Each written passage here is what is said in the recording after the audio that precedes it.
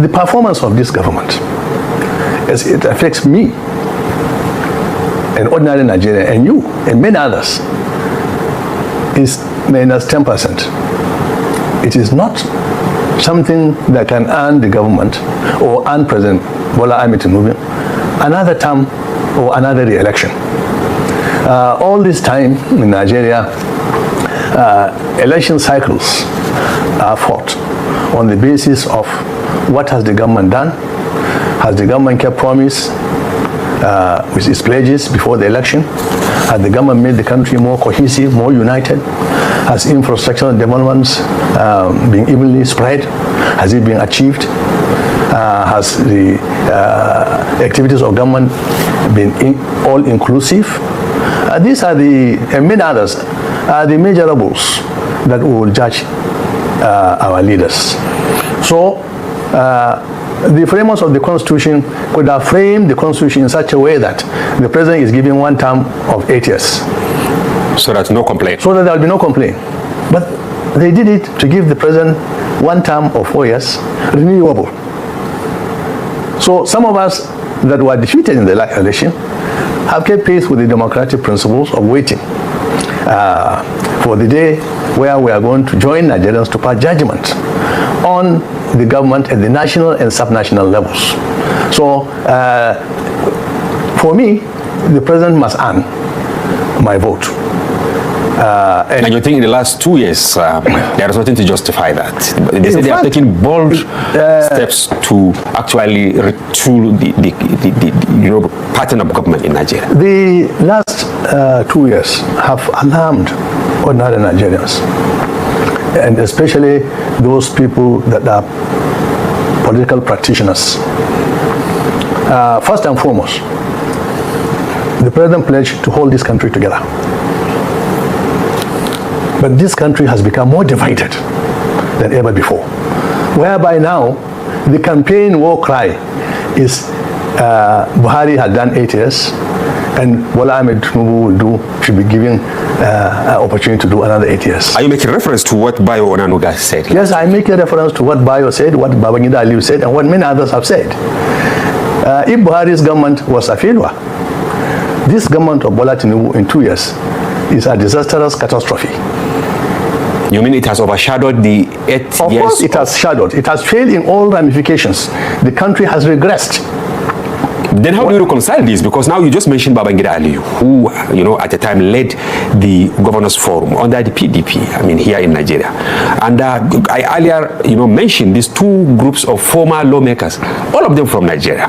They met, they said, look, we have to leave whatever we are thinking of until Tinubu expand these 8 years. No, these are personal opinions. They do not represent the regional sentiments. They do not represent the Nigerian evaluation of the government of Bola Tinubu within the last 2 years. The fear is that this government has shown incapacity to change the trajectory of its governance in the country as of today. And if it is allowed to go for the next 2 years, I'm sure the country will be bleeding in all spheres of life.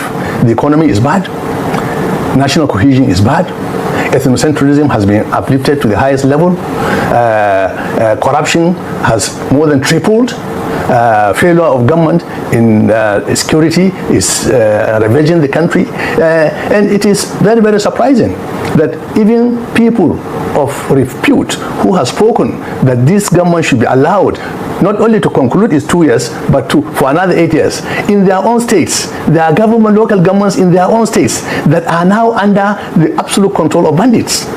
And it beats my imagination that people who directly have been affected will come on national television and say that it is only fair. Look, in 2003, all the governments in the Southwest endorsed President Olusegun Obasanjo. This was 4 years after the return of democracy. Yes. Tinubu led the vanguard to reject that.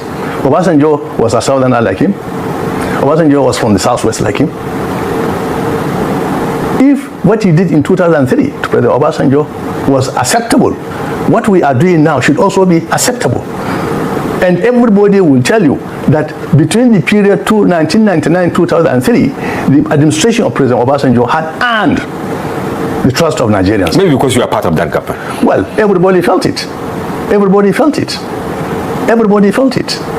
You know, the government impacted on its primary responsibility of providing protection to the lives and properties of Nigerians nationwide. The government was able to turn around the economy that was collapsing under military administration. The divisiveness in the country, the polarity of the country then, because it was north-south, military, civilian, was overcome. But here are we, 25 years later, we are in a terrible mess where endorsements, contrived endorsements, is the order of the day, not performance of government. Then where is the legacies? 200 days in office, and you can look at several things that he did. And in the last 60 years or so, since independence, the time Murtala Mohammed spent in office is one that was regarded as one of the most decisive for any leader that has led this country. Look at issues relating to anti-corruption, civil service restructuring, creation of state, relocation of the federal capital, review of the third national development plan, the foreign policy, transition to civilian rule. He had all of these bold initiatives and plans, but he was assassinated, and he couldn't continue with all of that. But let me pick on the issue of anti-corruption. In 1975, Murtala dismissed over 10,000 public officials in a sweeping anti-corruption purge and enacted the Corrupt Practices Decree number 38. 50 years later, Nigeria ranks for 145th out of 180 on Transparency International's 2024 Corruption Perceptions Index. What lessons from his style do you think we could learn or glean on anti-corruption work and can still work in today's Nigeria? I think what's failed and what in do this you think country has failed? Upbringing. The truth is, many people that you have in public office today were simply not well brought up. You know, when I was in King's College in Form 1 and Form 2, we had a class called Civics. And Civics was taught by the principal of King's College himself, R.S.J. Bukema. So from a very young age, you taught certain values. You taught the importance of honesty and integrity. You taught the importance of human rights. You know it's important to leave a good name. You know that when you go into public office, it's an opportunity to serve. You don't go into public office in order to make money. Now, many of the people that have assumed office since then simply did not have that upbringing. They did not have that training. And many people go into government for the wrong reasons. You do not go into government to make money. If you want to make money, you become a businessman. Aliko Dangote is the richest man in Africa. He has never been a commissioner or a governor or a minister. So I think the entire value system of the country has been eroded.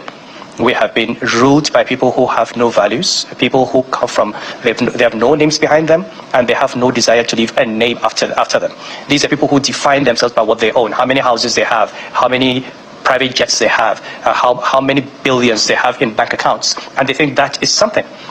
It is not important to them that people look at them and they only see thieves, they see criminals, they see people who have taken away the Commonwealth. It is simply not important because for them, the values do not matter. So I think we need an entire regeneration of values. It is not about one person. The president or the governor or a minister cannot on his own change this country. But I mean, look at our religious leaders, how they've become. They also they become sycophants. They become praise singers. For many traditional rulers have lost it. You know, everybody seems to have jumped on this bandwagon where money seems to be an end in itself. And unfortunately, a society in which material wealth, no matter how you get it, is respected, is glorified, where people who are known to have stolen money get rewarded with ministerial appointments, with senatorial appointments, that society will continue to reproduce itself. We do not have any, we don't have a sense of disgust for people who hold public office and amass wealth. We reward them with appointments, with more public office and more opportunities to amass wealth. And this is what Nigeria has become. Could it have been addressed by one man? I don't think so. Can it be addressed by 100 men? I don't think so. I think as parents, as citizens, we are all responsible. As leaders, we are all responsible.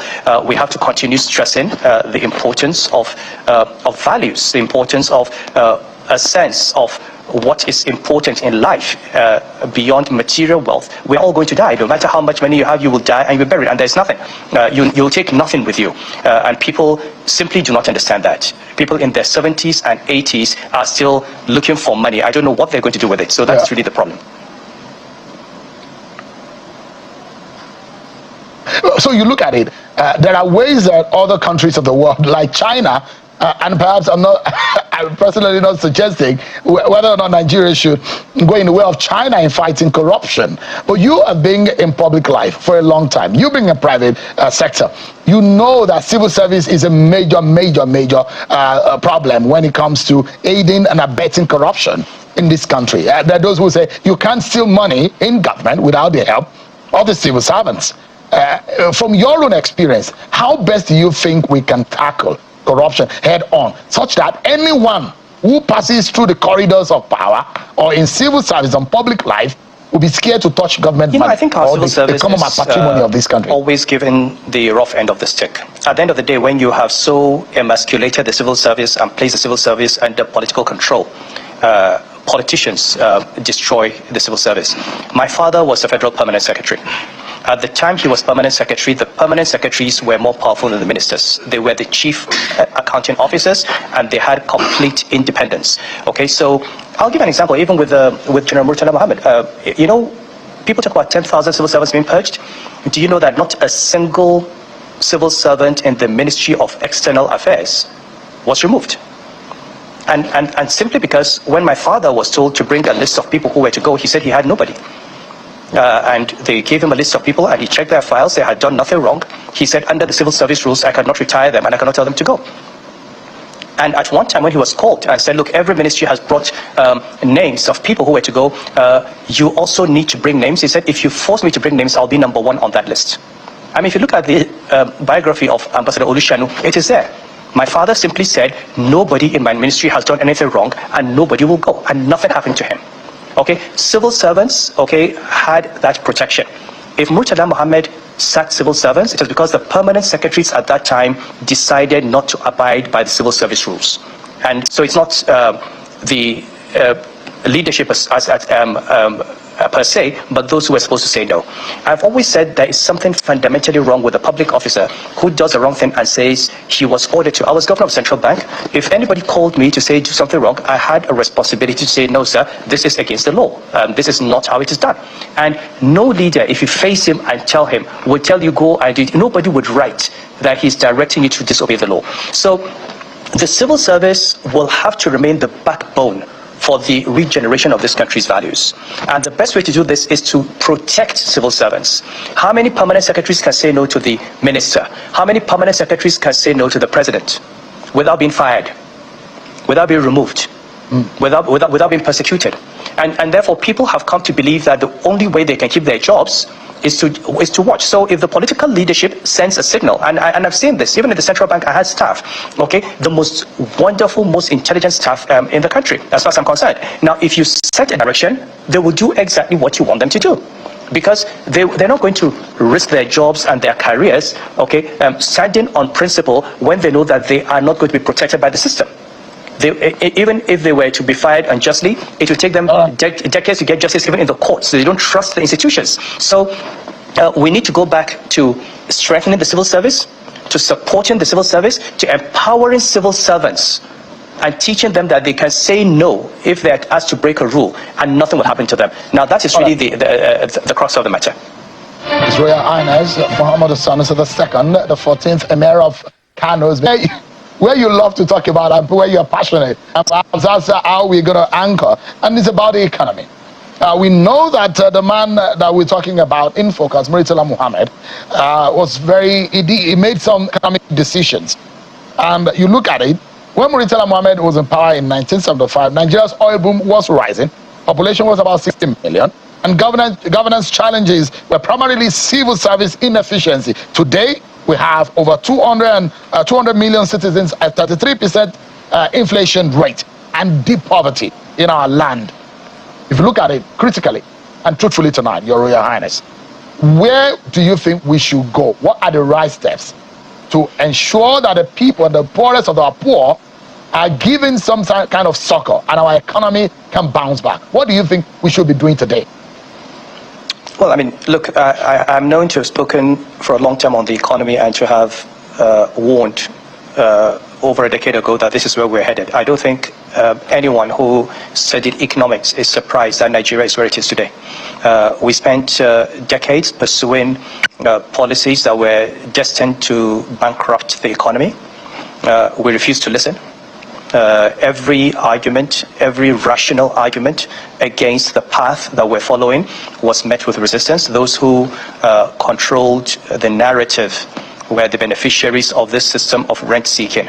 And therefore, anyone who was seen as a threat to that system was a target. Okay, I have faced a lot of persecution for my views. So I'm not surprised as where we are. If you go back to Murtala Muhammad ideologically was a bourgeois nationalist. He was not socialist, he was not a communist, he was a bourgeois nationalist.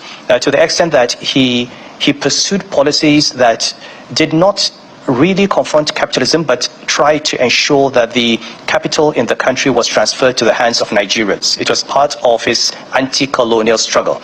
So when you look at the indigenization decrees, when you look at opening up the economy to Nigerians, the idea was to create a Nigerian capitalist class that would take over from imperialism. And I think this was his major ideological shift from a neo-colonial system to a bourgeois nationalist system. Yes, Sean.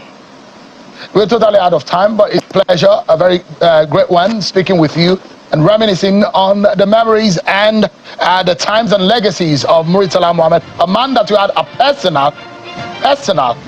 That is Emir of Kano State, Sanusi. You listen to what he said, and that is the truth. So we employ people to manage our resources. We don't hire them based on competence. People don't have any job. This is what Peter Obi has been saying. You don't have any business with politics. You are hired to serve the nation, not to steal money. But today, the case is different. People of 80s are still in positions ruling the country because they have nowhere to go. Once they retire, they only depend on retirement age, like what they are entitled to. That's the only thing. So they want to be there forever. How can somebody serve in Senate House for how many years? You've been there from one position to another. If you have your personal business you have been doing before, I've said this before. If you have your personal business you have been doing before, that is giving you money, even you say there's no money, like these people, House of Reps, senators, they'll say how much are they paying? It's 21 million naira per month, this and this and that. The money is not enough for them. If the money is not enough for you, resign. Allow another person to come in. Go back to your business that is paying you more money. We are not hired to. You are not hired to steal money. You are hired to serve. It's unfortunate. People are not being questioned for resources mismanagement, for mismanaging our resources. People are not being questioned for that. People are not being arrested. People have not paid consequences of their offenses they committed, or the offenses they committed, and it gives a lot of them opportunity to commit more. What happened to Mr. A? Mr. A did it. Nothing happens to him. Mr. B is going to do worse. We live in a country that everything goes. When you are connected, you are connected. You are free to do anything. Right? That is it. Police are not helping. Inspector General Police are not helping in the matter. ESCCs are not happy. All the security agencies are not helping. ICPC, all of them that are in charge to bring these people to, they are not helping any matter. Anybody who is in charge one way or the other to fight corruption, all of them, they are corrupt. And it gives them joy and making money like this. This is the only way. That's why you see, to get this country working again is very hard, difficult. Right? That is it. And this one, this man, Sanusi, you see everything he said. That is it. You want to argue? And now we have people competent, character is sent for that matter. Somebody that have not stolen any public funds. But yeah, Nigeria is against him. That no, because the man is truthful. If he comes, it's going to stop a lot of waste in government.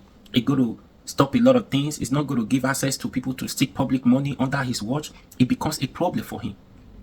Right? If Peter Obi comes into power now, for example, why we continue to say, because now we could say he's a saint among all of them, who has never been accused, indicted by the EFCC, by whoever. There is no anything. Right? So do you now think that if Peter Obi comes into power today, Peter Obi want to assemble his cabinet as in ministers. Peter Obi will not go and look for former governors that have been accused before of corruption, because he was there before, he was a governor before, he have experience to steal public money. No. Do you think Peter Obi will not go and hire somebody like Yaya Bello?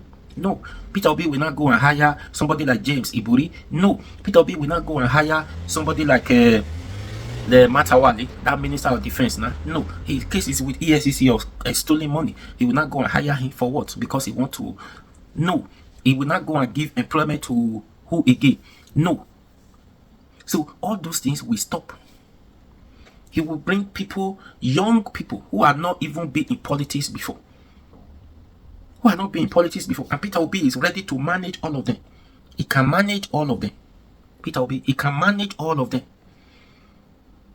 Do you think if Peter Obi comes into power now, if he gives Aisha, for example, Aisha any position, any ministerial list, Aisha, do you think under Aisha leadership, under that office, do you think somebody will have access to steal public money? No. Even if you steal, you must see what that office represents. You must see at least 60% integrity of that office, if not 100%. You must see somebody like Aisha. The other woman too. There are plenty. There are many of them. So give people who are not being in government before opportunity. You understand? So that they will be scared. Ah, this is a new man. This person, not they tolerate nonsense. So now see this person, not they tolerate nonsense. No people when did there before. People when did there before, they will encourage these junior ones to come. I bet don't worry. This is how we do. This is how we do it. They are not going to know. They are not going to know. If people in position before are more than the one you are recruiting, those one, there's a tendency that those people will corrupt their mind. But with this leadership, who is not a corrupt person, it's very difficult for you to convince these people, because you already know what he represents, and he's going to bring the best. Do you think if they succeed, if they have succeeded, or if they succeed, somebody like Dati Baba Ahmed, so his office will give opportunity to somebody to steal public money? No. Name them. There are many. There are many. So that's what we are talking about. That's the reason why they are fighting very hard to make sure this man does not come in, because they know what he represents. Not because Peter Obi is not competent like they say, or because they don't know that this man is capable, he can do the job. It's because of this corruption way of doing things.